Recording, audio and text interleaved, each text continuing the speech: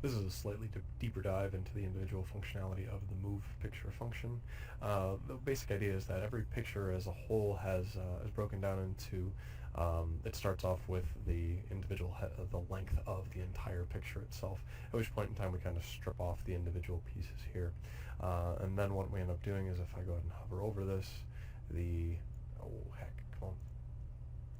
There we go. You'll end up with the picture size and then the current offset that you're working at. And so what it'll do is it'll kind of go into this function, and every individual thing has the set length opcode, the data length, and then the data string that's after it. And really this is just getting the 16 bits, the 32 bits, so there's 2 bytes, 4 bytes, and then you take those 4 bytes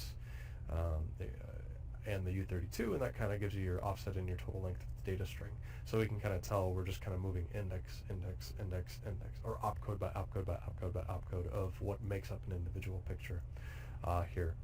And then this individual function, really kind of, you have to, if you want to devolve down what an individual opcode is, and this is something I had to do for this specific VI, if you go into the picture control palette, let's see, graphics functions, and actually we can go to even something like that, picture plots. You can say, hey, I want to know what something here inside the Smith chart is.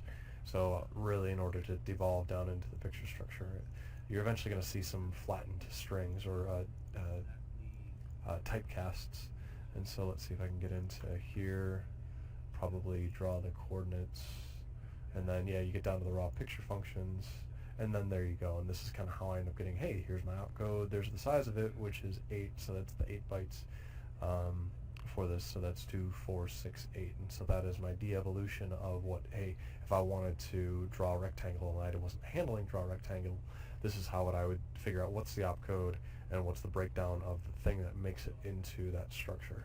That's what I did for the line when I was trying to move it around, because the original opcode 16 wasn't being handled in the demo as such. So I was having the graph would move, but the plot would stay in the same place. So now everything moves because I added number 16. So that's what you would need to do for yourself.